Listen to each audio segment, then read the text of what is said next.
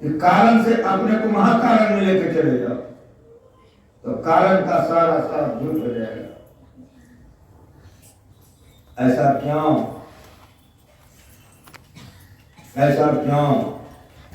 ऐसा इसलिए कि 3 गुण से बना हुआ ये संसार है। सुख वही है, कारण वही है और महाकारण वही है। ये वेदांत ज्ञान स्कूल में नहीं पढ़ाया जाता है। तब कहाँ पढ़ाया जाता है? संतों के शरण में, महापुरुषों के शरण में की पढ़ाई होती है। ये वेदांत की पढ़ाई है।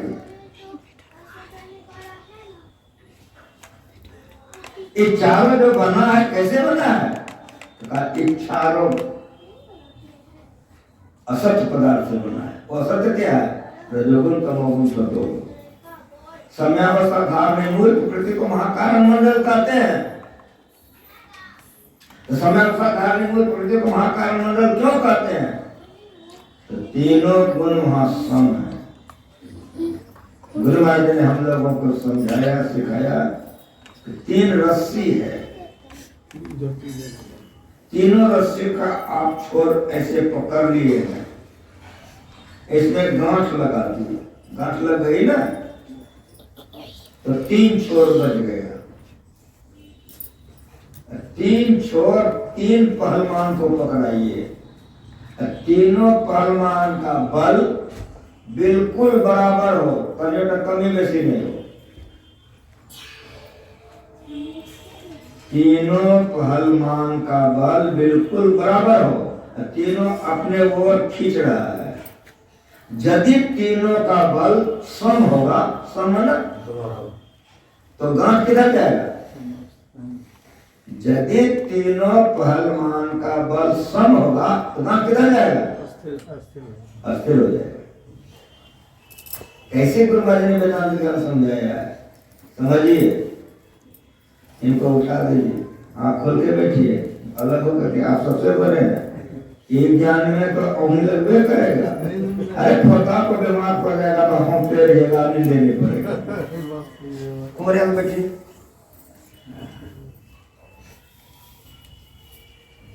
सम क्या है?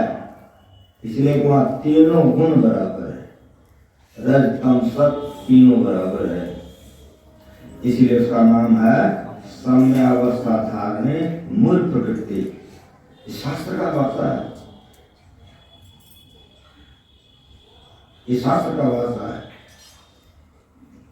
सम्यावस्था धारणे मूल प्रकृति में हलचल नहीं है।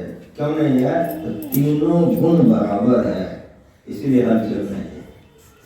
उसी के किसी हिस्से में उत्कर्ष या अपकर्ष वा क्षोभ हुए, विकृति हो गई, इसलिए कारण मंडल बना, और उससे फूटा तो सूक्ष्म मंडल बना, और स्थूल में मरते हैं, सूक्ष्म में जाते आवागमन होते।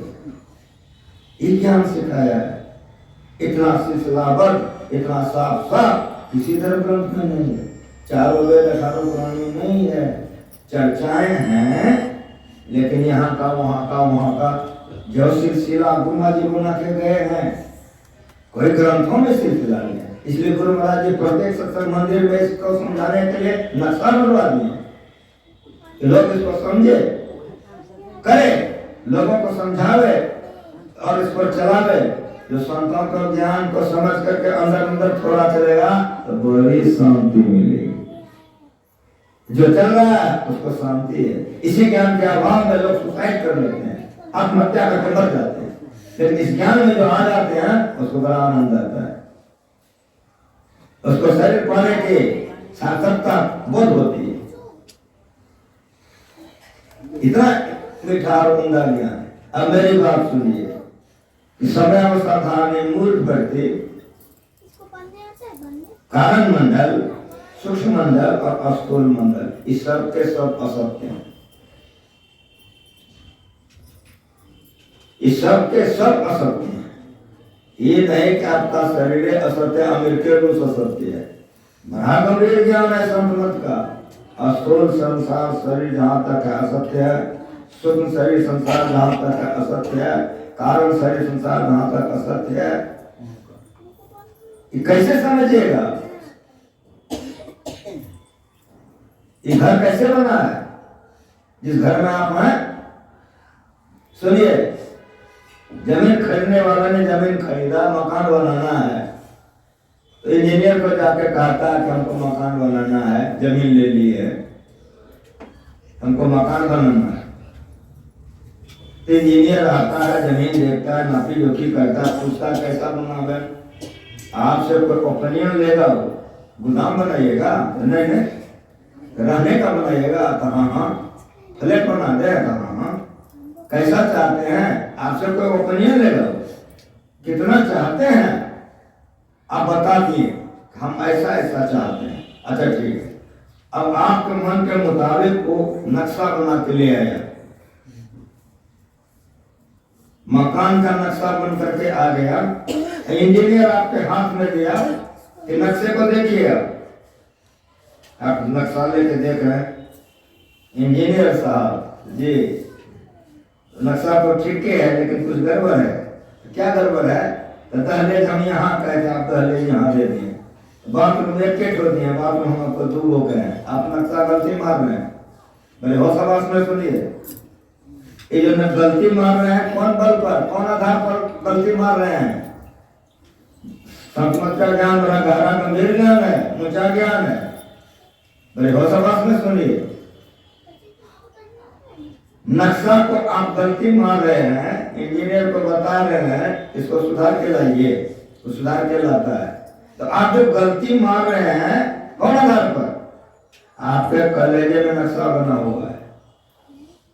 जो नक्शा आप कहीं देखे हैं वही आपके हृदय में बना हुआ है, वही आप व्यक्त किए हैं उसको बनाने के लिए। यदि वो बना दिया तो ठीक है, यदि नहीं बना सका आप गलती मार दिए। अच्छा वो सही कर दिया, नक्शा देख के आप खुश हो गए, हाँ बहुत बढ़िया नक्शा बना है, बहुत अच्छा। अब नक्शे के आधार पर ही मकान बनकर तैयार हो गया। बड़ी बढ़िया से सुनिए,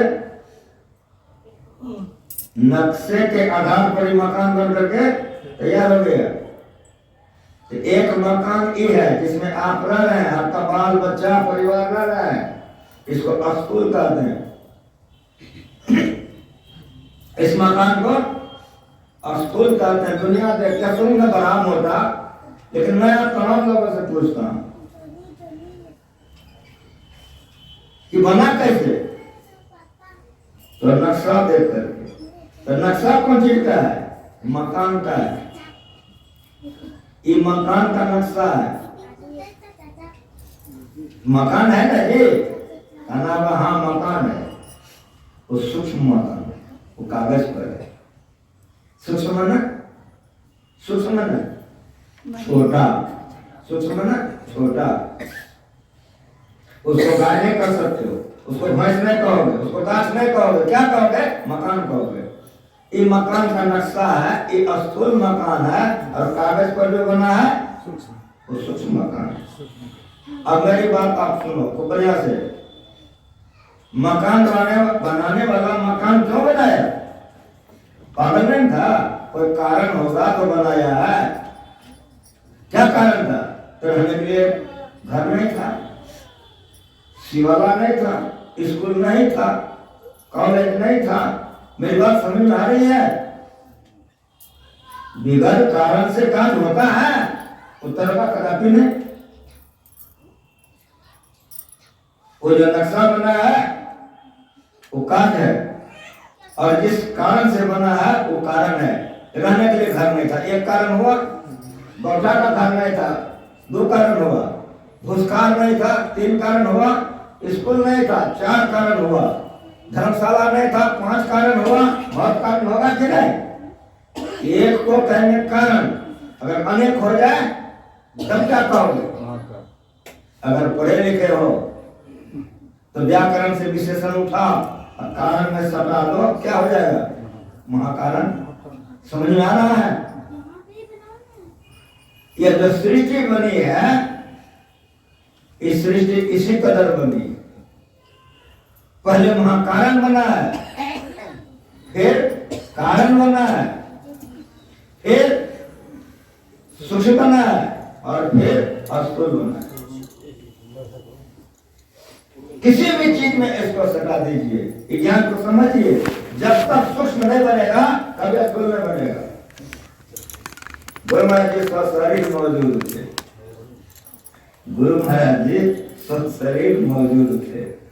कभी कभी कहीं कहीं उनकी मौज होती थी तो कहीं हमको प्रवचन के लिए भेज देते थे, चले जाते थे।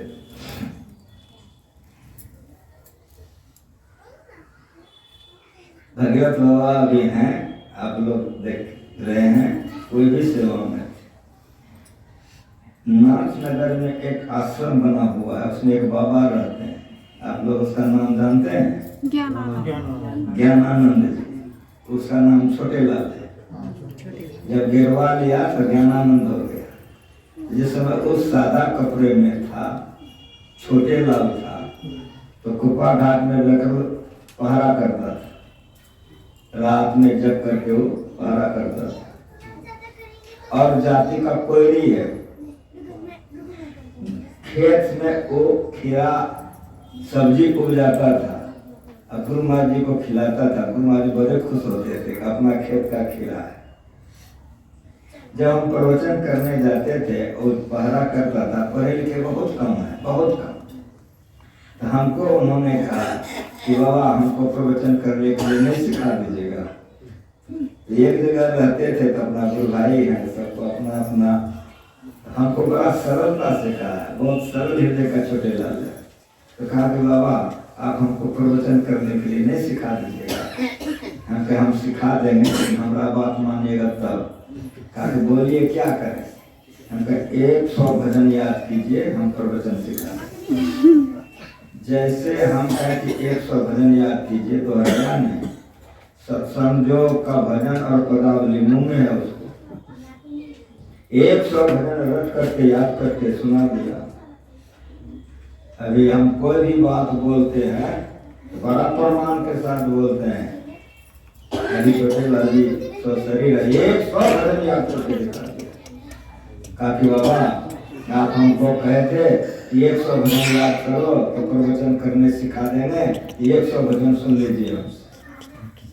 हम बड़े खुश हो गए, गदगद मन हो गया। हम कहे छोटे लाल जी अब आपको हम प्रवचन करने के लिए सिखा दें। हम जहाँ कहीं प्रवचन करने के लिए जाते थे तो छोटे लाल को साथ में ले लेते थे कि चलो मेरे साथ चलो। हमसे उम्र में बहुत छोटा है, हम कहे छोटे लाल जी चलिए मेरे साथ, तो मेरे साथ जाने लगे। वो 100 भजन उन्होंने याद किया था। मैं उनमें एक विषय का पाठ करवाते थे, उससे हम अभी लड़का पाठ करता है हमारे साथ में, इसके पहले कुंदन था। हमको गुरु महाराज ने इसी के लिए तैयारी किया है। हम यही समझते हैं कि हमको गुरु महाराज इसीलिए तैयार किया है।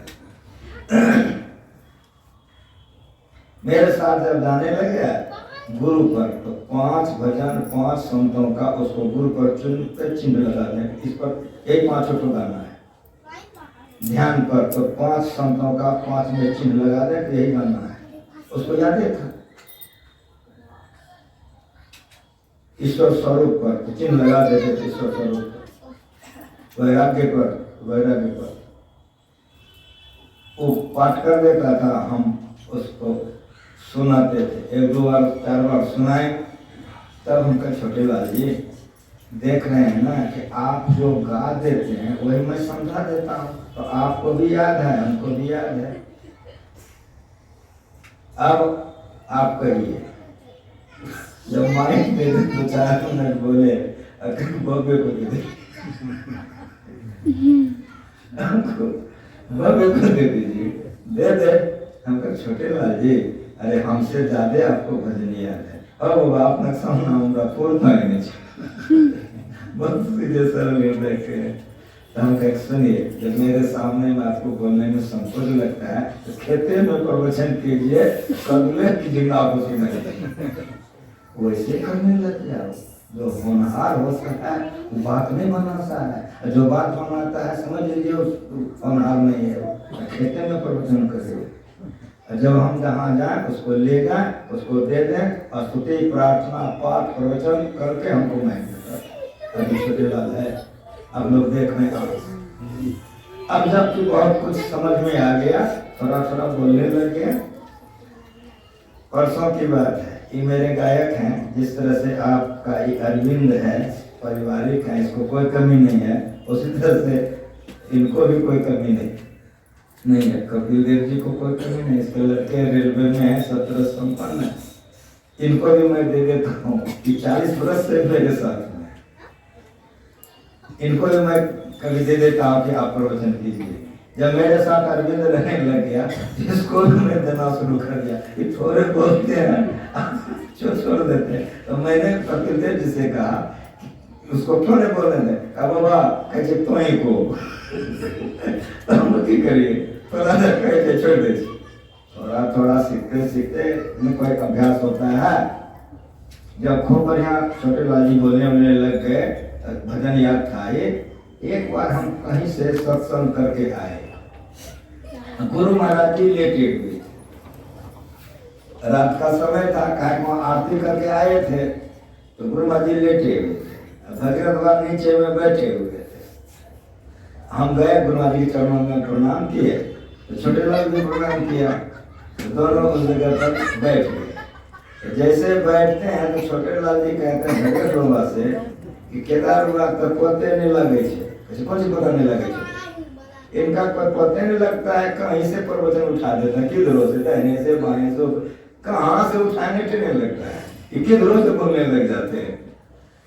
तो भगत बाबा हमको कहते हैं केदार छोटे लाल की कहे छो, कहीं से तुम प्रवचन उठा देता है। ईश्वर की जो सृष्टि हुई है वो किसी भी पदार्थ में एक रंग है, अगल बगल नहीं है। अगर सृष्टि क्रम को ले लीजिए, संसार समझा सकते हैं वेदांत ज्ञान को, तो कहीं से लिया जा सकता है। हम जैसे कहीं से लिया जा सकता है कि तैसे कहीं लालटेन जल रहा है, वो जमाना में बिजली नहीं न थी, हम लोग लालटेन जलाते थे, लालटेन जल रहा था, तो भगवत कहते हैं हमको, अच्छा ये लालटेन कहीं तो जैसे अभी हम घर से समझा रहे हैं, कभी हम बात से समझाते हैं, लालटेन से जब हम समझाने लग गए तो भगवत चुप हो गए। ठीक है, समझ में आ रहा है? मकान स्थूल और कागज पर का मकान सूक्ष्म, और कलेजे का मकान सूक्ष्म, अति सूक्ष्म। कलेजे के मकान को नहीं देख सकते हो, उसकी पत्नी भी नहीं देख सकती, उसके पिता भी नहीं देख सकते। कहने का मतलब कलेजे के मकान को कोई नहीं देख सकता। देख कौन सकता है? जिसके कलेजे में मकान है। कलेजे से आ गया कागज पर, हो गया सूक्ष्म, सूक्ष्म से खूब बढ़िया समझ रहे हैं, कोई दिक्कत नहीं, कोई परेशानी नहीं। स्थूल मकान है जिसमें आप रह रहे हैं, लेकिन कागज पर का मकान उसमें नहीं रह सकते हैं। है मकान हो उसमें रह नहीं सकते, सूक्ष्म है। और सुनिए, कलेजा का मकान अति सूक्ष्म, उसमें अति जोड़िए, कलेजा का मकान अति सूक्ष्म। और सुनिए मेरी बात, बनाया कैसे, क्यों? तो कोई कारण से, रहने के लिए नहीं था, एक कारण, और अनेक कारण को जोड़ दीजिए, महाकारण। समझ में आ गया खूब बढ़िया से? ये चारों के चारों असत्य, स्थूल सूक्ष्म कारण महाकारण असत्य है। क्यों असत्य है? असत्य के मसाले से बना है। वो मसाला क्या है? वो रजोगुण, तमोगुण, सतोगुण। इसको संतों ने अपरा प्रकृति मंडल कहा। पहले यह थी, उत्तरा नहीं। इसके पहले क्या था? परा प्रकृति मंडल था। जो परा प्रकृति मंडल था उसी से ये अपरा बनी है। अपरा में 4 भाग है, स्थूल सूक्ष्म कारण महाकारण कहलाती है, लेकिन परा में 1 भाग है जिसको चेतन कहते हैं। इसको जड़ प्रकृति कहते हैं, जर्मन असत्य, उसको चेतन प्रकृति कहते हैं, चेतन असत्य। इसलिए हम लोग रोज गाते हैं, आज भी हम लोग गाए हैं, आप जितने सत्संग के हमारे भाई बहन हैं सब गाते हैं, सारे भाग क्या कहते हैं? सब क्षेत्र क्षर अपरा परा पर। अब बढ़िया सुनिए, अपरा परा पर, अपरा और परा के जो परे है वही सत्य है। लेकिन मेरी बात को सुनिए, संसार के भाषा में बोला जाएगा ना, तो उन्होंने जो उत्पन्न किया परा प्रकृति को सत्य कहते हैं। क्यों परा प्रकृति को सत्य कहते हैं? परम प्रकृति को सत्य इसलिए कहते हैं वहां रजोगुण तमोगुण सतोगुण नहीं है, वो पहली प्रकृति है, वह प्रकृति पहली प्रकृति है। और उस प्रकृति से समय अवस्था में मूल प्रकृति उत्पन्न हुई और समय अवस्था में मूल प्रकृति के किसी हिस्से को उत्कर्ष स्पर्श होने से सूक्ष्म मंडल बना और सूक्ष्म बनने से कारण मंडल बना और कारण से सूक्ष्म बना और सूक्ष्म से स्थूल बना। अब मेरी बात सुनिए और बढ़िया से सुनिए कि समय अवस्था में मूल प्रकृति अर्थात अपरा प्रकृति असत्य ये रूपांतरित होते रहे। गंगा जी में आप ठहरे हैं, कहीं बाबा जी ठहरे हैं, एक डुबकी आप लगाए हैं, कहीं हो लगाए हैं, देवमल में है, हाँ देवमल में, और दूसरी डुबकी लगाए, कोई पानी है, ठीक ठीक बोलिए। जो गंगा जी देख भी नहीं किया, नहीं भी नहीं किया, वो कहाँ बुझेगा? वो घर में आया है बुझेगा, लेकिन जो गंगा जी को देखा है नहाया है बुझेगा कि नहीं बुझेगा? दूसरी डुबकी जो आप लगाए तो पानी है नहीं ना, दूसरी पानी है। उसी तरह से जो समय चला गया वो लौटता नहीं है, ये रूपांतरित हो रही है। जिस तरह पानी तेजी से बह रहा है उधर हम लोग तेजी विनाश हो जाएगा, मैच पेड़ से जैसे निकला विनाश हो जाएगा। अब बड़ी तेजी से जा रहा है, जिस तरह पानी जा रहा है उधर जा रहा है, मकान जैसे बनकर के तैयार हुआ विनाश हो जा रहा है। एक समय ऐसा हो जाएगा खाना में नहीं रहेगा, नहीं इसकी निशानी रहेगी। समझ में आ रहा है? क्यों? तीन चीज से बना है। इस समझाने के लिए अखिल भारतीय जिला वार से पता है, जो ज्ञान में नहीं करता किस्सा कहानी कहता अपना समय पार कर लेता है। तो महाराज जी ने जब ज्ञान समझाया है, ज्ञान को समझिए। ये असत्य मंडल है, ये असत्य टिका हुआ किस पर है यही जानना है। आप स्थूल मकान सूक्ष्म कागज पर सुश्वास से सूक्ष्म कलेजे में, और जिस कारण से बना तो देख रहे सत्संग हो रहा है, ऐसा जमा कर दिए महाकारण हो जाएगा। चार प्रकृति, स्थूल प्रकृति, सूक्ष्म प्रकृति, कारण प्रकृति, महाकारण प्रकृति, ये चारों के चारों असत्य हैं, ये रूपांतरित होते रहती है। लेकिन ये चारों के चारों टिकी हुई कौन चीज पर है? इसकी सत्ता कैसे बनी हुई है? तो सुनिए, वो है चेतन। वो चेतन क्या है उसको जानिए और बढ़िया समझिए। गुरु महाराज जी कैसे गुरु मिले कि ज्ञान समझाए। मकई का सतुआ खाए हैं कि नहीं खाए? खाए हैं। मकई को भूज के भुजा खाए कि नहीं खाए? पता है ना। अब मेरी बात सुनिए कि मकई को थोड़ा सा आग में सेक दीजिए, कहिए हम, तब खेत तैयार करके मकई वो कर दीजिए, गाछ होगा ना? भुट्टा क्या होगा? भुट्टा क्या नहीं होगा? बहुत कम बेटा समझिए, भुट्टा क्यों नहीं होगा? गाछ नहीं होगा, क्यों ना गाछ होगा? जवाब दीजिए, गाछ क्यों नहीं होगा? तो जो सेके हम, सेकने से मकई से कुछ निकल गया कि नहीं? सेकने से मकई से कुछ निकल गया।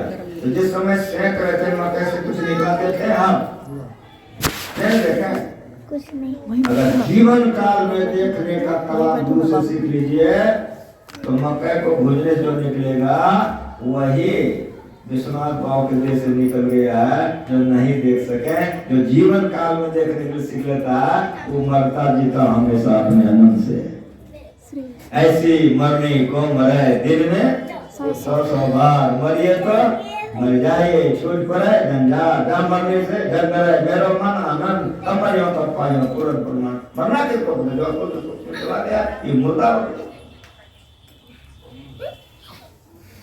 इस शरीर में चेतन है जो अभी बोल रहा है। आप लोग हमको ऊपर बैठा है, हम लोग नीचे बैठे हैं। ये बाबा जी को आग में सेक के बोल दीजिए, गरजेगा ना? हाँ बोलिए ना। आग में सेक दीजिए देह को खूब बढ़िया से, तब माइक दीजिए, गरजेगा। सब बात में से नहीं करिए। ये कि यहाँ बैठे हैं शौचालय चले गए, यहाँ बैठे बेकार हो गए। समझ के बोलिए इस शरीर को अगर आपने सेक दीजिएगा जिंदा रहेगा, जब जिंदे रहेगा तो बोलेगा कैसे? ऐसे ही से कहिए, सुनिए तो बड़ा मन से सुनिए, बिना निगम सुनने आए हैं। ये सत्संग है, लटपट नहीं है, किस्सा कहानी नहीं है, एकदम हाजिर होकर के सुनिए। अगर इस शरीर को सेक दीजिएगा आग में, मर जाएगा। जैसे आपने मकई को सेक दिया, मकई मर गया, उधर ई मर गया। मकई से जो चीज निकल गया वही इस शरीर से निकल गया। समझ में आ रहा है? जो निकल गया वो क्या है? वही चेतन है।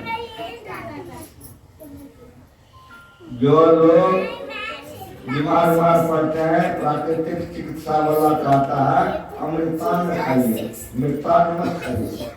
अमृतान चना को फुला दिए, मूंग को फुला दिए, गेहूं को फुला दिए, मकई फुला दीजिए, अंकुर हो जाएगा ना। तो अंकुरित अन्न खाइए, दाल मुंह का लाल लाल रहेगा, उसमें अमृत है।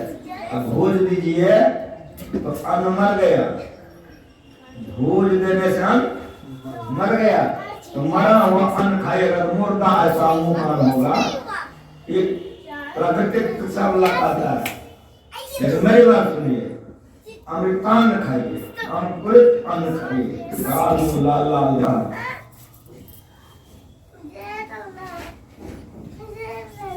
अमृतान खाइए। अमृत किसको कहा? उसमें जो जीवनी शक्ति थी, भूजने से निकल गया। जीवनी शक्ति भूजने से निकल गया। इस शरीर से वो जीवनी शक्ति निकल गई, विश्वनाथ बाबू के देश से निकल गया। आप लोग जाके जला दिए कि नहीं जला दिए? तो बस सत्संग करा रहे हैं, नहीं जलाएंगे तो सत्संग कराते हैं। जिस अवसर पर सत्संग है उसको बने समझिए। ज्ञान गुरु जी समझाए,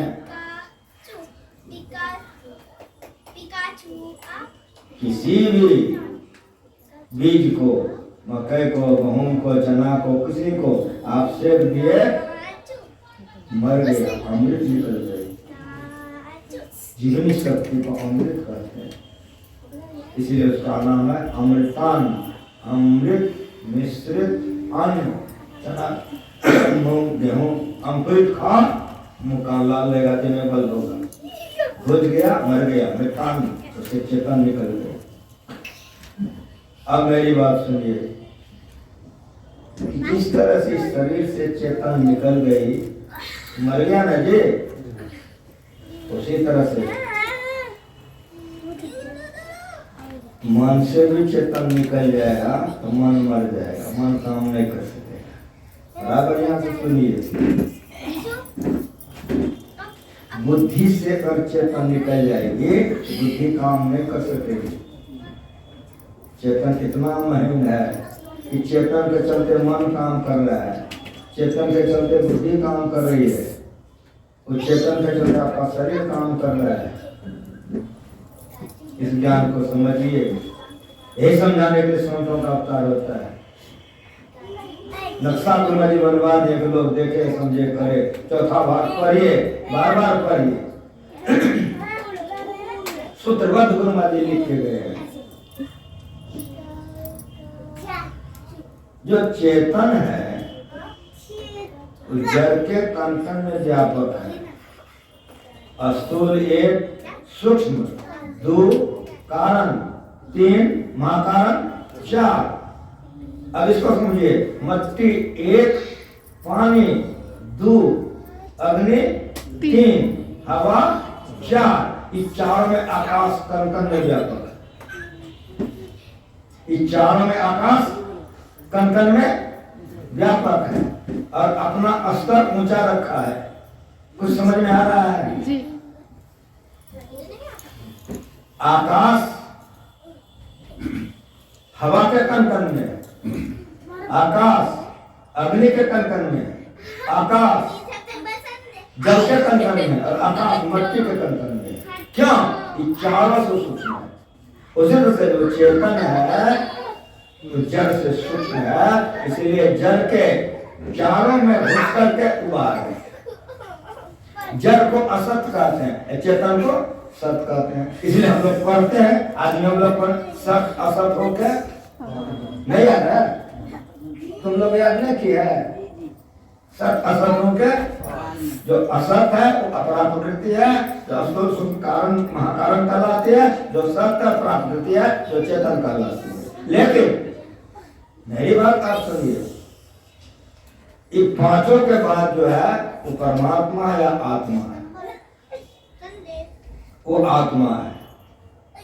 जिंदों में रह कर मैं जिंदा कहा था, मुर्दों में रह कर ना मुर्दा कहा था। सभी के पहले जो परम तत्व की सोई आत्मा है, आत्मा एक, चेतन दो, महाकारण तीन, कारण चार, सूक्ष्म पांच, छठा में स्थूल शरीर, छठा में स्थूल। तो विश्वनाथ बाबू का क्या क्या जलाए हैं? आप लोग बेटे में हैं, बेटे सब हैं। विश्वनाथ बाबू के स्थूल शरीर को जलाए हैं, जो मट्टी पानी अग्नि हवा आकाश से बना था, जो आपके पिताजी थे जलाए हैं। और कहिए तो आप अपने पिताजी के सूक्ष्म शरीर कारण महाकारण चेतन शरीर आत्मा को जलाए हैं, तो कौन सी जलाए? यही जानना, इसलिए वेदांत ज्ञान है। उसका सूक्ष्म शरीर जलाए हैं, उत्तर होगा नहीं। कारण जलाए हैं, सब खरियले सत्संगी सब। इनको देखता हूँ आज 55 वर्ष पहले, 50 वर्ष पहले जो लोग देखे हमको, आज से हम यहाँ नहीं है। बहुत गंभीर ज्ञान है गुरु महाराज जी का। गुरु महाराज जी चले गए, ज्ञान गया। जैसे जैसे लोग हम लोग चल जाएंगे, खाली किस्सा कहानी बच जाएगा, पूजा पाठ बच जाएगा, खत्म हो जाएगा। ये ज्ञान मैंने पहले सूर्य को दिया था, सूर्य ने चाकू को दिया था, कि भगवान कृष्ण ने अर्जुन को कहा। परंपरा है, नियम है, मोटा मोटा पूजा पाठ रह जाएगा, खाली किस्सा कहानी रह जाएगा, बारी बात रह जाएगा। बुझे ना, प्रवचनों करने वाला बहुत ऐसा नहीं बुझ सकता है गंभीर ज्ञान। अब बुझिए कि आत्मा एक, चेतन दो, महाकारण तीन, कारण चार और सूक्ष्म पांच। इसमें से 5 में से 25 जलाए हैं आप, कहना होगा नहीं 5 में से 25 नहीं जलाए। अब फिर पूछता हूँ कि पिताजी के मन को जलाए थे आप लोग, तब उसका बुद्धि को, उसके चित्त को जलाए थे, उनको अहंकार को। इसको अंतःकरण केंद्रियां कहते हैं। इसको क्या कहते हैं? ये करो मेरा देह, विश्वनाथ बाबू का देह था ना जी, उसकी आंखें थी कि नहीं थी? उसका आंख जला दिए, पैर जला दिए, देह जला दिए। लेकिन मेरी बात आप सुनो, स्थूल शरीर के इंद्रियों को जला दिए, लेकिन स्थूल के साथ साथ सूक्ष्म भी था, जिसको अंतःकरण कहते हैं। वो मन को जिस काम का है, अंतःकरण की इंद्रियां जलाए हैं, मन को, बुद्धि को, चित्त को, अहंकार को नहीं जलाए हैं। क्या बच गया? मन बच गया कि नहीं? बुद्धि बच गई, चित्त अहंकार बच गया, चारों इंद्रियां उनके साथ में है ना। कौन चीज के साथ में है?